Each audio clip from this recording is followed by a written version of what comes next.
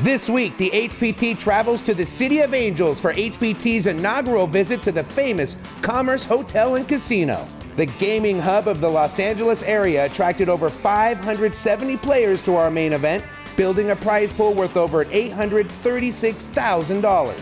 Now 570 looks like 9 as the elite from this field prepare to sit under the national spotlight of the HPT.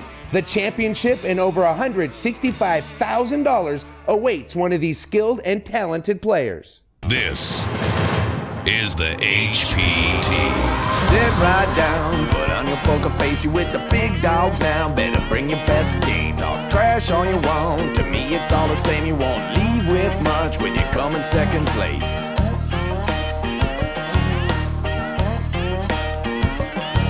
I'm the one with the stack showing 7 to the jack. Gon' cry to your mama cause I'm sending you back. I'll be the last man standing with the money in my hand. I'll be the last man standing with the money in my hand.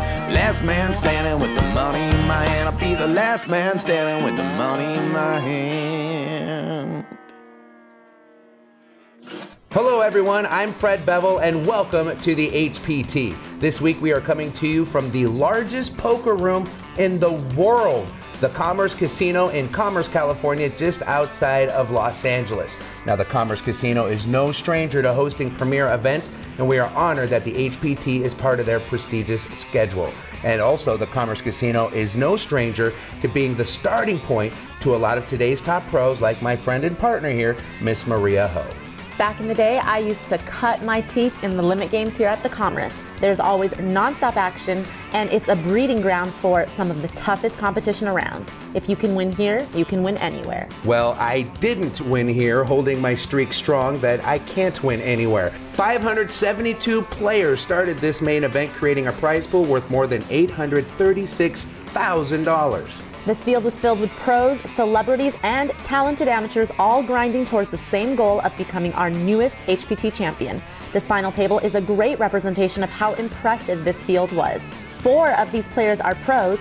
2 players who aren't declaring themselves as professional players have over $1 million in career earnings between them. Both have been at a WSOP final table, and one of them, Mel Weiner, owns a WSOP bracelet. But the star of this final table right now, Maria, is the chainsaw, Alan Kessler. Alan is making his 3rd final table this season on the HPT with 3rd and 9th place finishes. Right now, Alan is leading our Player of the Year race, and a win tonight could seal the deal for the chainsaw. Let's take a look at what these players are playing for, their chip counts, and then we'll get right to the action. First place is going to take home a little over $165,000. Second place is $117,000 and change, and every player here is going to take home at least $16,820. Good payday for a weekend of poker. Here is the starting chip counts. Kris Tong is our chip leader with $3.8 million. Mel Weiner follows behind him with a little over $3.1 million. And our short stacks coming into this final table is Lewis, Peter, and I'm sure all of you guys are familiar with Alan Kessler. Alan the Chainsaw Kessler, someone we've gotten to know pretty well over the last couple of seasons on the HPT. He likes our tournament structures. Blind starting off here at $20,000 and $40,000 with a $5,000 chip ante. First up to bat at this final table is Mel Weiner. Mel is a bracelet winner from 1996. Next to him is Quan. He has Ace-King suited. Quan's going to make it $90,000. Alan quickly folds over to Kris. Now we move over to the 2 seat of Jim Quach. He folds. The 3 seat is Lewis Werman. He's going to lay it down, along with a button of Peter Hangsickle. And would you look at that, seat number 6, Sean Motivini wakes up with a huge hand, the best hand, pocket aces. Let's see if he's going to slow play them or if he's going to 3-bet. He chooses the 3-bet option, makes it $350,000. Now action back over to Quan. 1.5. Maria, when you come to the Commerce, does it feel like a family reunion? I played many a nights at Commerce Casino, and I recognize a lot of these faces. Quan is going to 4-bet shove all in with Ace-King. I don't know if I love that. He came in here with 40 big blinds, and this early on in a final table, you got to think Sean's not going to 3-bet light. but I don't really know why he tanked there, and even Kwon raised an eyebrow at what some people would call a slow roll in this situation. Well, Sean's a good guy. I don't think he meant to slow roll. I just thought he was thinking, oh my gosh, it's the first hand. I got aces. I don't want to get eliminated the first hand, even though I'm getting it in with the best of it. So we are going to the flop, and as you can see on the percentages, Kwon is way behind here. He's got to hit a perfect board for a straight, and that's really about it. The flop is 4-8 king. That gives Kwon a little bit of hope as he's paired his king. He just needs to find one of the remaining 2 kings in order to bad beat Sean here. The turn is the 3 of clubs. Kwon needs a king to suck out and eliminate Sean on the first hand and crack aces. The river is the 8 of clubs, and Sean is going to double up. What you come to the final table with not the biggest stack and you want to get cards quick, aces and a double up is pretty much what the doctor ordered here. Oh man, that's just gross. We're just getting started here at the Commerce Casino, but it looks like so far these guys aren't afraid to get chips in the middle. More poker when we come back. Welcome back to the HPT. We're in beautiful sunny Southern California here at the Commerce Casino Hotel. It's time to get back to the final table. So Maria and Fred, we'll send it over to you. And here's a look at our updated chip counts. You can see that Kris and Sean are real close in the 1-2 spots, respectively. Mel Weiner is not too far behind them. And we've got a couple of short stacks. Peter, Kwon, Alan, and Lewis all have less than 15 big blinds. That means a lot of chips are going to be moving as these guys try to double up. Blinds continuing at 20 and 40,000 with a 5,000 chip ante. And it is ace-queen for Alan Kessler. And that's got to be good enough for even Alan Kessler to move his short stack all in with.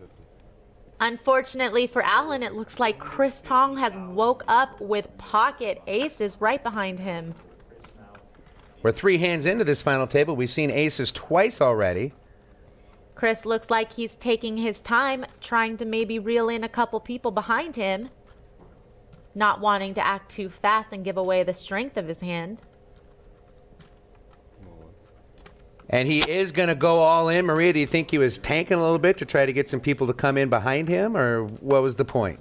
Absolutely. I think that it's kind of weird, though, that he didn't just flat.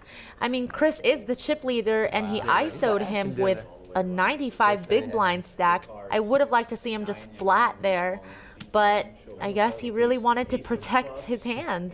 Don't blame him a bit for that. In my opinion, that's what you want to do. ISO'd, of course, short for isolating, meaning you just put in such a big raise it gets everybody out, and you're pretty much guaranteed heads up. So Kris is the one with aces, but he's the one that looks nervous, too. The flop comes ace 6-5, giving him top set. And Alan is drawing dead here. There's no card left in the deck that he could catch to win, and he will be our 9th place finisher.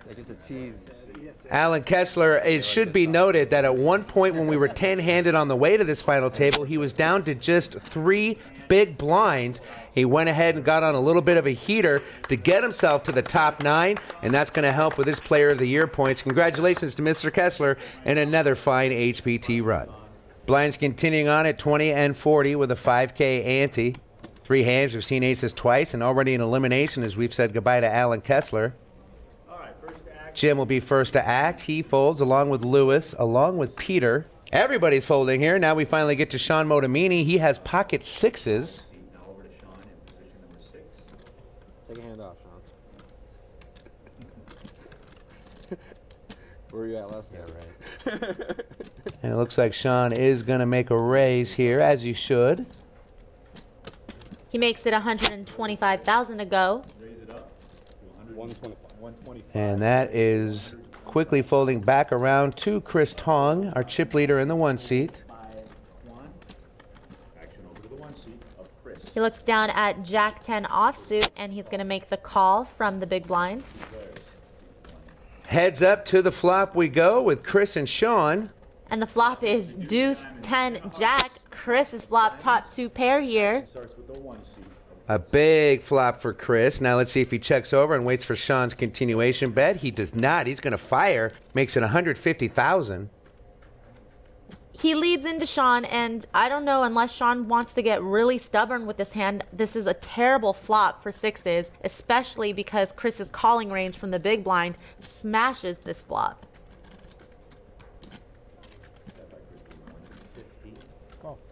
Well, Sean is going to be a little stubborn on the flop and pay to see a turn card as he makes the call. The turn is the 7 of hearts. Kris still in the lead with top 2 pair.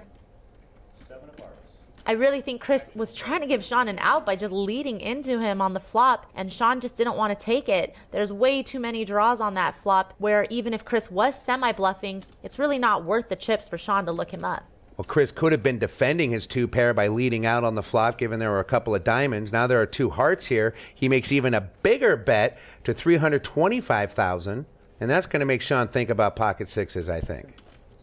And he is going to lay it down, and almost $1 million in chips going to the chip leader, something the other 7 players left at this final table don't want to see. The rich get richer here. Kris seems to be running pretty good so far at this final table. Action in this hand will start with Mel Weiner. Mel, one of the few men on the planet that can pull off a silk shirt like that. He's going to fold, along with Quan. Now we're back over to Kris. Boy, the run good continues as he wakes up with ace-queen.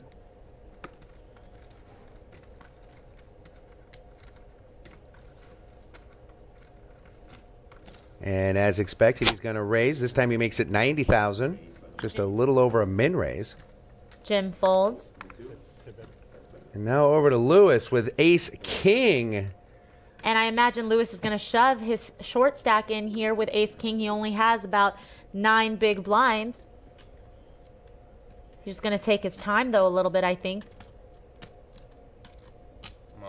As predicted, he does go all in. And he's going to get a call here from Kris. It's not a lot more for Kris to call, and Kris does have a good hand. Yeah, it wasn't much more. And ace-queen, probably good in a lot of spots, but not good here. He is crushed with ace-king. Lewis hoping his hand will just hold up so he could double up here. I'll take that one. Let's see exactly how high off the water Kris is walking. Pretty high, I'd say, as the flop comes 8, queen, 3, all spades. Lewis holding the ace of spades, so we're far from over on this hand.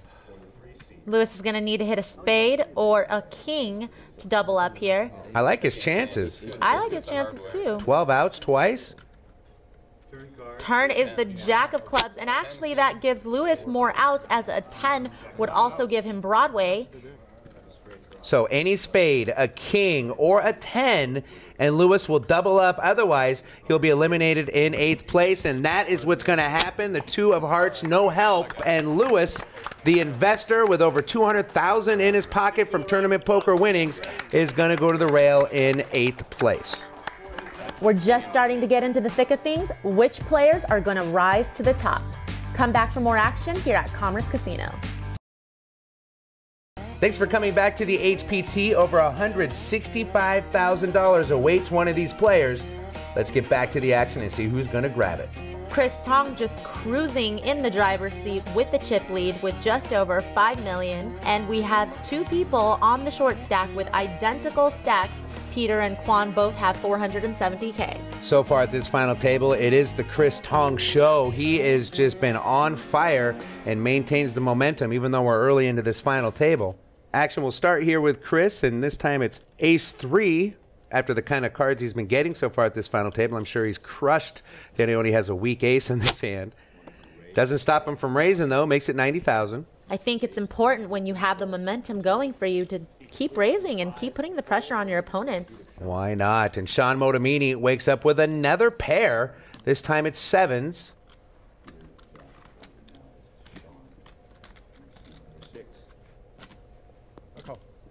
And he is just going to flat call the raise from Kris Tong.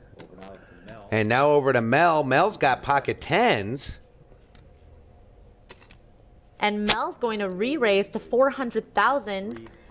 Well, that's going to wake these players up. We started at 90. We went to 400 just like that. Kris is going to fold. We're right back around to Sean, directly to Mel's right. I think that's an interesting 3-bet spot from Mel. I don't know if I necessarily would have 3-bet since Kris hasn't shown that he's been raising with bad hands, but Mel's gonna get Sean to come along with the worst hand. And look at Mel. What an old school gangster here. He's just gonna go ahead and bet in the dark. Haven't seen that one in tournament poker for a while. Again, Mel, a bracelet winner from 1996, knows all the classic players of this game as the flop falls Queen 7-9 Rainbow. And I'm sure he's going to find out that maybe that bet in the dark was not a good idea, as Sean has flopped bottom set of 7s and he decides to go all in. And now Mel's going to have a chance to get away from this hand given the fact that there is an overcard to his 10s on the board. But Mel doesn't look like he's the kind of guy who likes to be pushed around, so... Mel's calling a guy to go dig a hole in the desert right now is what Mel's doing. I think he's probably just going to end up folding, but he probably wants the posture just to let Sean know that he's not going to get away with this very often. Well, Mel is a seasoned poker player, over $1.2 million in career winnings, including, as I mentioned, the WSOP bracelet from '96. He started the day as one of the top 5 stacks in day 2, along with Kris Tong. No surprise that both of these gentlemen are at the final table. And Sean just looks really comfortable here. He's looking around. He's not that interested whether or not Mel calls or folds here. Mel is going to smartly lay it down, and Sean is going to scoop a pretty good sized pot, a little over $4 million in chips.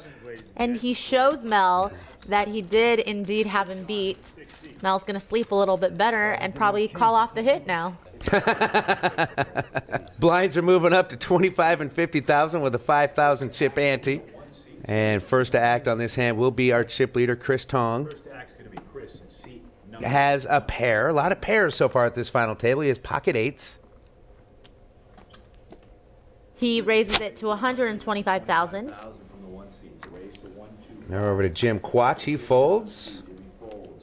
And action quickly folds around to Sean Motamini, who, hello Maria Ho, my hand has finally made an appearance in LA. The King Queen in the hands of Sean. And you need to quit rolling your eyes when I talk well I of forget King that Queen. you're next to me sometimes. Sorry. So Sean is going to re-raise with That's King what Queen you do. to 275,000. I'm sure Fred advocates that play. I, however, do not like it. I think it would have been fine for him to flat him there on the button, but I do not like this 3-bet. Kris is going to go ahead and make the call with 8s. A legitimate hand. You best lay off mom and dad right now. Listen to your parents. The flop is Jack 7-8 Rainbow. Kris has flopped middle set of 8s here. Sean's got a whole lot of nothing with mom and dad. Surprise, surprise. We have seen some big hands so far at this final table. 2 sets, a few pairs of aces. Kris checks it over, and Sean takes the bait, betting 425,000. I'd like to see Kris just flat this here, let Sean hang himself a little bit. And that is exactly what he's doing, handing him some more rope. And the turn is a Jack of Spades. Now Kris is boated up, and let's see if Sean's going to try to fire another barrel at this. Don't do it, Sean. You're drawing dead, buddy. Don't do it. No one ever listens to me. Sean bet 700,000, and if I were Kris, I would just call again. Why Rope not? a dope here. Yeah. I think the only way he would get value is if he thinks Sean does have a jack here, in which case he could raise, but I still think calling's the way to go if Kris wants to extract more chips. The river is the 6 of hearts. Kris obviously had Sean drawing dead on the turn, and he checks again for the 3rd time, and Sean quickly, smartly checks behind. One of the few times King Queen does not come home. I'm sorry for Sean Motamini, but what about Kris Tong? The run good continues. This kid is on fire. He's going to stack almost $3 million in chips after that hand. It's always fun to be in Hollywood, California. The HPT has had a fantastic week, and the action will continue after this quick commercial break. We're going to find out who our new HPT champion is going to be. Don't go too far. You're watching the HPT. Welcome back to the Commerce Casino here in Southern California. It's time to get back to the final table action. We'll send things over to Maria and Fred. Here's a look at the updated chip counts. Kris Tong continuing on his crusade here to become the next HPT champion. He has over 6.8 million. His next closest competitor for that chip lead is Sean Motomini with just under 3.5 million. Our short stacks is Peter and Quan with less than 10 big blinds. And the numbers prove the observation that Kris Tong is running white hot right now. You can see in the swing graphic there, he is up 1.77 million from the last time we checked these chip counts. Action in this hand is going to start with Quan. He folds. Kris folds 4-3 offsuit behind him. Here is Jim with pocket tens. And he's going to raise it to 105,000. And now we move over to Joshua Pollock. Is he going to grace us by playing his first hand now on the button? I certainly hope so. He is a quick folder. That's why we haven't had a chance to stay on him for too long. But here he's going to 3-bet with King 7 offsuit. Makes it 275,000. I mean, it's kind of bad timing considering Jim has tens, but I like where Josh is going with this. I think Jim raised from late position-ish, and I think Joshua has been very quiet at the table so far, and I think he's trying to use that image to 3-bet here. Josh lives in Las Vegas, Nevada. He's a 30-year-old poker player and is looking at his largest career cash today for making his first career final table. I love it when young pros are making their first career final table on the HPT. It makes me feel like I'm a part of their career. And Jim is going to tread carefully here with his tens, just calling Joshua's 3-bet.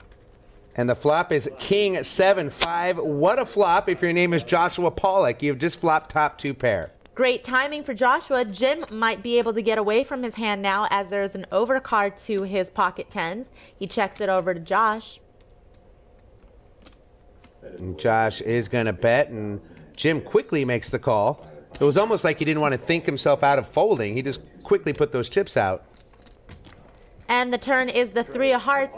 No improvement to Jim's hand. And I think sometimes people call really fast on the flop because they want to try to scare you out of betting again on the turn. And Josh does check behind, but not because he's scared, but because he's trying to trap Jim in this hand. And Jim just makes it a small $100,000 bet on the river.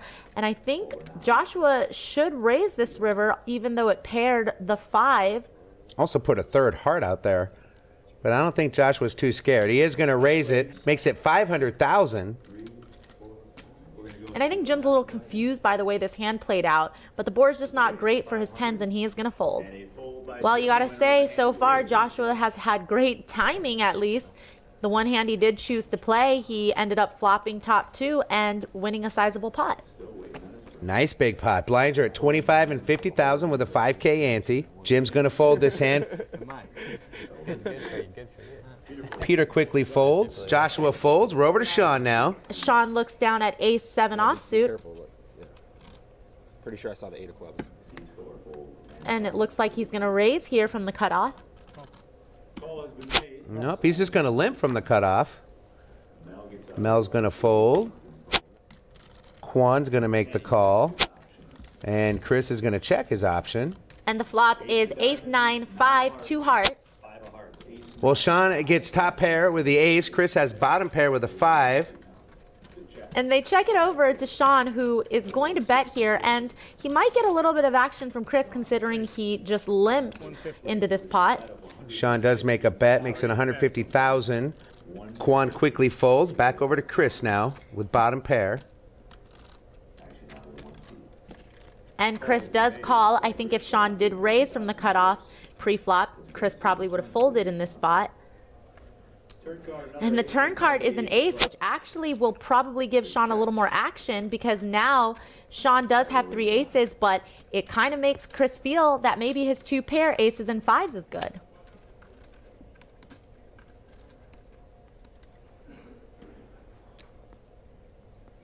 $350. 350,000 is the turn bet from Sean. I like that bet size. Let's see what Kris does here. Boy, Maria, I think he nailed this on the head. It's really hard for Kris to put Sean on an ace because he just limped from the cutoff. Usually anybody with any kind of a hand is going to raise from that late position. And Kris is actually going to raise Sean to $825,000 because not only does he not believe him, but he thinks that he has to turn his hand into a bluff. Well, Sean has just played this hand very, very well so far. And he is going to re-raise now. Makes it 1.15. And I think that's Sean just saying, I got enough out of you. I'm just going to shut it down right here. I think I would have liked to see Sean flat his turn raise because there is a chance that Kris could have had an ace with a better kicker. And also he might have lost some value on the river, but it looks like Kris is going to re-raise and put Sean all in here for his tournament life. That is a very strong move, and now it definitely has Sean questioning whether or not he has the best hand here. You can count your chips. Yeah, he's got six. Count your own chips. Sean had to feel real confident about his hand up to this point, but he is going to make the call and just figure, I got 3 aces, what else am I going to do? He's going to show Kris that he is crushed, and there's really nothing Kris can do. He's drawing dead in this hand. He is going to double up Sean and lose a lot of chips. I gotta applaud Kris for the move he tried to make after Sean re-raised him. He still didn't believe him and really put him to the test. Unfortunately, Sean was just unable to make that big laydown that Kris was hoping he could.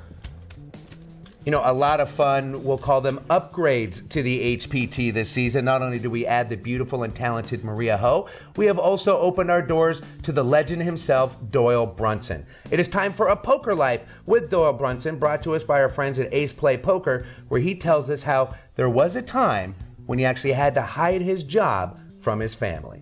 Well, I didn't want to embarrass my family because, like I say, gamblers were looked down upon. And so I lied. I told them I was working at Convair, which was a manufactured airplanes, and I did that for years, not knowing that my dad had played, not professionally, but had played and put my older brother and my older sister through college playing poker. I didn't know that until I was 24, 25. And a year before he died, he finally told me about playing. And I don't think I had ever really confessed, even at that point, that that's what I was doing for a living. Little over $165,000 waiting for one of these players. The action is going to heat up soon. Don't go anywhere. Welcome back to the HPT here at the Commerce Casino with 243 action-packed tables. The Commerce is the largest poker room on the planet Earth. Whether you're a beginning player or an expert, the Commerce Casino Hotel is the clear choice for exciting gaming. Learn and refine your game with the Commerce Casino University of Poker, or play the world-famous $20 million tournament, the Los Angeles Poker Classic. The Commerce Casino poker tables also host everything from traditional stud games to Omaha, No Limit, and Hold'em. Plus, the Commerce Casino is host to more Baccarat tables than any place else in California, with games including Pai Gow Poker and Pai Gow Tiles, Blackjack, Ultimate Texas Hold'em, and more. The Commerce Casino offers great dining options, including 24-hour tableside service, and when you're done grinding for the day, stay in luxury at the Crown Plaza Hotel in one of their 200 amazingly appointed rooms. The Commerce Casino Hotel has been a breeding ground for today's top pros and the clear favorite in LA's poker scene. Sean Motamini is enjoying his spot as the new chip leader with $7.5 million. Kris Tong, our former chip leader, definitely has a lot of chips still with $3.38 million. Our short stacks are Quan and Peter still with the 10 big blind stack. You can see Kris has lost about $3.5 million since we last checked in. Things started off great for him. Now he's going to have to figure out a way to get all those chips back. Well, Kris's momentum is about to shift to the good as he wakes up with my hand, King, Queen, Mom and Dad. Makes it $125,000 to go. Jim right behind him looks down at pocket sevens.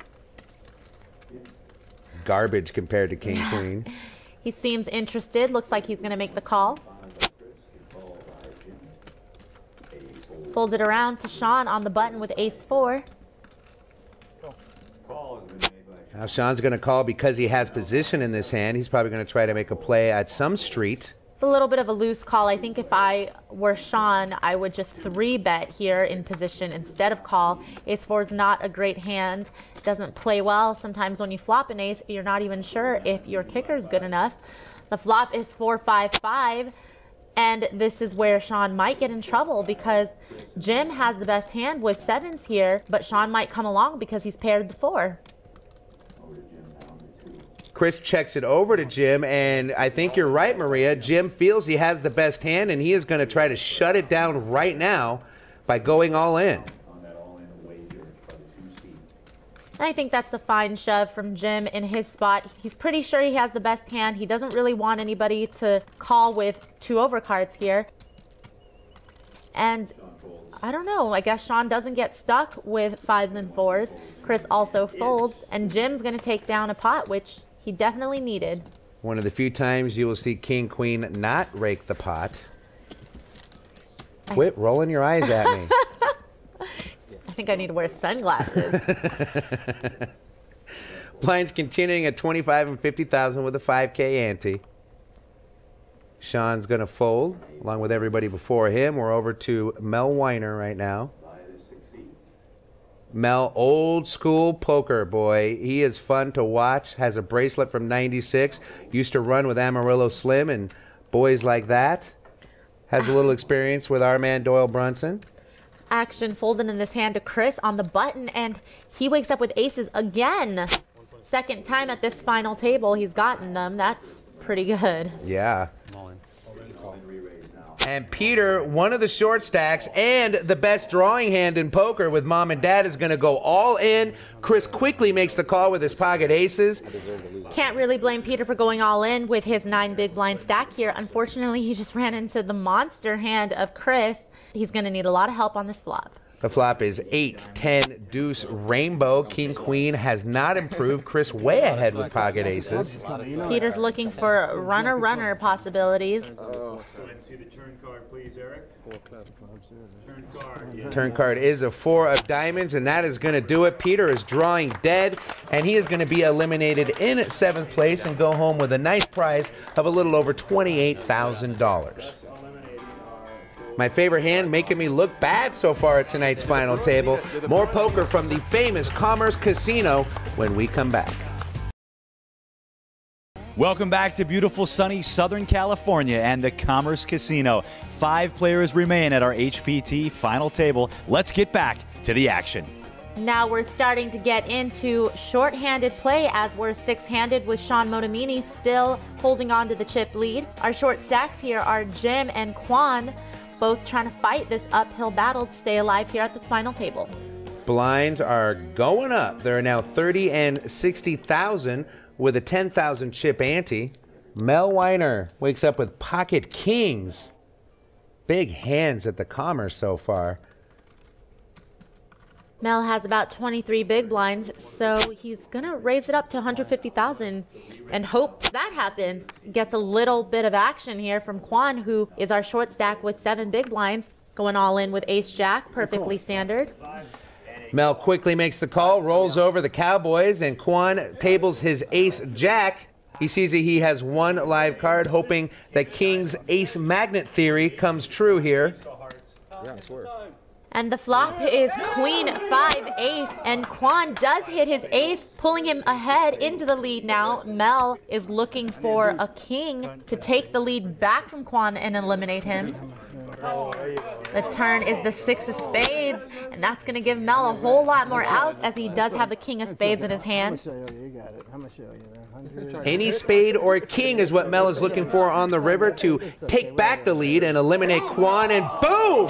There it is, king on the river. Ooh, the dirty way, not even a spade, but the king instead. And Quan is going to be eliminated in 6th place, taking home 33,000 and change. Not a bad payday, not a great way to go out, but it was that old suck-resuck thing. It's going to happen, especially in this game. You're never good until that last card has fallen, and unfortunately for Quan, he's going to be thinking about that on the whole car ride home. Let's just hope the 405 is clear so he can get home quick. Doubtful. Right. Action folding around this hand. It's mom and dad in Sean Motomini's hand. just assume that the eye rolling is going to continue, Fred. I know. Well, just wait till one of them become a winner and then, ha, right at you. 30-60.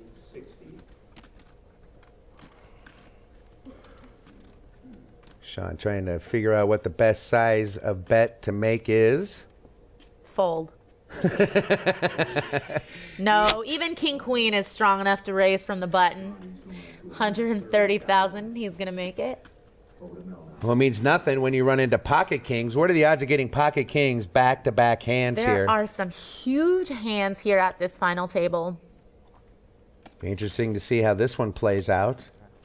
Mel's probably looking for a little revenge from Sean from a hand earlier on at this final table. Maybe a slow play's in order? Nope. He decides to re-raise it to 330,000.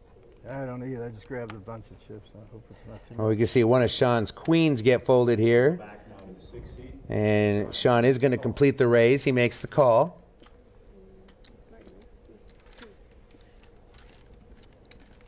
Yeah, good call, Sean. Good call. Go for it. And again, Mel Weiner betting in the dark. And he also says good call to Sean, which is a little funny to me. He's definitely old school, and I'm loving it. Flop is ace, 9, king, 2 clubs. Mel increases his stronghold on this hand with a set of kings now. Unfortunately, that ace on the board might just shut Sean down, especially when Mel was calling for aces from the dealer after he bet dark. So the bet was 400 in the dark. Sean still debating a call or a raise or a fold here. He chooses option A. He's going to call. Hold on, dealer. Hold on, dealer. If I make it, I make it. And it's another bet from the dark. This time it looks like it's going to be an all-in bet. I am first, right? Yeah. And Mel says if I make it, I make it. And trying to allude to the fact that maybe he's on a draw, which this is craziness. And I love this. This is what poker used to be back in the day. It's just a show. Mel puts his leg up on the chair, just loving life. He's a very entertaining character to watch. The turn is a 3 of spades, so now the decision is on Sean again on whether or not he wants to call Mel's all in. Looks like it's 1.16 million for Sean to call. They might give me 15 minutes. It doesn't matter now, Mel. You already said it. I think it's important to note that sometimes when your opponent keeps talking to you, they seem a little more comfortable than they probably would be if they were bluffing. And I know Sean might want to look him up here just because Mel is in his ear, but if Sean was smart, I think he would see all the indications that Mel has a very strong hand here. Well, Sean's sitting on second pair with a decent kicker with the queen. The only card he's probably really afraid of is the ace. Little as you know, Mel is sitting on a monster with a set of kings. And Mel, even though with a hammerlock on this hand, thanks, Mel. We already saw him. I appreciate it. And Sean makes the correct fold, and I think kudos to Sean for not letting Mel talk him into calling there with all of the commotion that was going on. You come to the Commerce Casino, it's right by LA, you are gonna see celebrities. We were joined with a few celebrities in the field. One of my favorites of all time, Bill Fagerbakke. You know Bill from the TV show Coach. He's also the voice of Patrick on SpongeBob SquarePants. Here is Mr. Fagerbakke. You know, I just celebrated my 30th anniversary as an actor. It's a small miracle to be able to make a living, obviously, in my ridiculous field, but I've enjoyed a lot of different kinds of success and varied success in theater and some TV. I did Coach, I was in The Stand. Recently, of course, my best gig has been SpongeBob. It's such a great job. I've been doing that now since '99. I really love it. Love my character, love Patrick Starr. He makes me laugh. These remaining players are proving that poker is indeed a game of skill. Don't go anywhere. Thanks for coming back to the HPT. It's been a long weekend of poker for these players. They all want that championship so bad they can taste it, but only one will achieve it. Let's get right back to the table. As we look at the chip counts 5-handed, Sean Motomini still has a stranglehold on the top spot with about 6.3 million. Kris and Mel both have about 3.7 million. Joshua with 2.6, and Jim Quatch is our short stack with 16 big blinds. Blinds continuing on at this final table at 30 and 60,000 with a 10,000 chip ante. We are five-handed as we play down to a champion. Mel looks down at ace jack offsuit from under the gun. Boy, a lot of action cards at this final table so far. He makes it 150,000 to go. Action now on Kris, our former chip leader. Kris has ace 7, and he decides it's good enough to call with. And now it's jack 7 for Jim. He folds. Over to Joshua. He folds. Now back to Sean Motomini. He's got connectors. He's got a small blind. He's got a caller already, so why not? Makes the 90,000 chip call to see a flop. Three-handed to the flop. The flop is 10 jack jack, couple of diamonds. Mel has flopped huge here with trip jacks. Sean has an open-ended straight draw, and Kris has nothing but ace high. Sean is going to check, and Mel checks it over to Kris, getting a little cagey here with his trip jacks. Boy, everybody's trying to trap everybody. Can't we all just get along? Looks like Kris is going to take the bait. He fires 200,000. Sean's not going anywhere with his draw. He makes the call. Now here's a good chance for Mel to just pounce on everybody. Yeah, I think that because of the straight and flush draw possibilities, if I were Mel, I would just raise here, make people pay for their draws, and he already has enough dead money with Kris betting and Sean calling. And that's exactly what he does. He makes it 500,000 to go. Now we're back to Kris. This should be the end of the hand for Kris with just ace high. Kris, you could see his wheels are turning, and sometimes he gets the urge to make a move, but I'm glad he chose not to on this hand. I don't see Sean folding here. Sean has not proven himself to be a folder. He does make the call. And on to the turn we go. The turn is the 3 of hearts. That's no improvement to Sean's draw. Now a double suited board. I think Mel is absolutely going to put the smackdown on this street. I'd like to see Mel bet about 900,000, just a little bit more than half pot. I don't think he wants to let a big draw like King, Queen of Diamonds get in with the right odds here.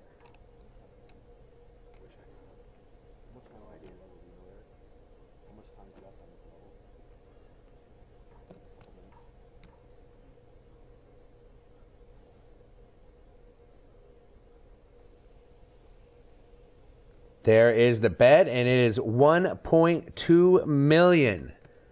That ought to do it, Maria. That should do it, you would think, but I don't know. Sometimes Sean surprises you.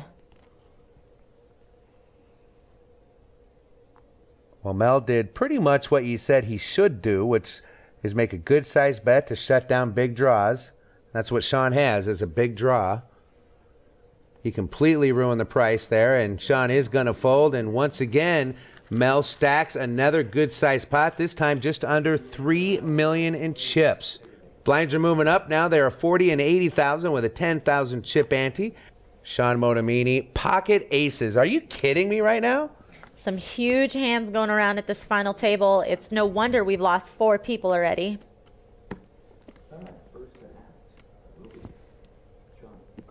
Sean is just going to limp in.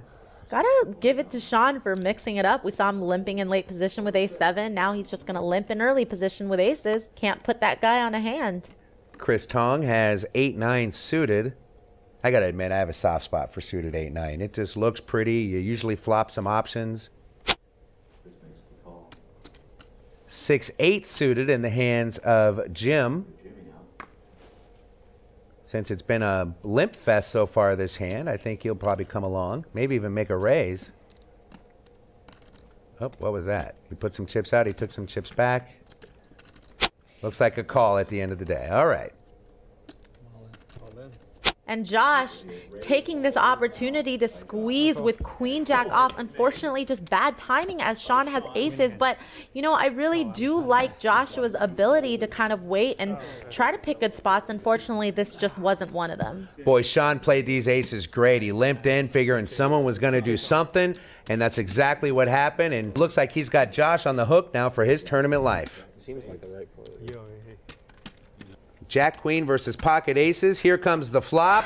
Wow. And the flop just gives no hope to Josh. Sean flops him dead, flopping a boat. The turn and the river are meaningless as Josh is going to become our 5th place finisher, taking home $42,000. That ought to lick some of his wounds. $42,000, a great payday. He was going around shaking everybody's hand after the flop. He knew what his fate was. Maria, it is not a surprise to me, probably not you either, that the action at this final table is at a professional level. Now, we have eliminated 5 players so far, with 4 fighting it out for the championship. What is your professional take on this final table? There's definitely been some big hands being passed around, but I would say a majority of the action has been dictated by the aggressiveness and, like you said, the professional sense of play that we're getting. So I'm not surprised whatsoever. Yeah, amazing play so far. Now, do you think you have what it takes to compete on this worldwide stage that is the HPT? Well, log on to HPT Poker and find an event near you. We have plenty of them to choose from. For Maria Ho and James Larson, I'm Fred Bevel. We'll see you next time right here on the HPT.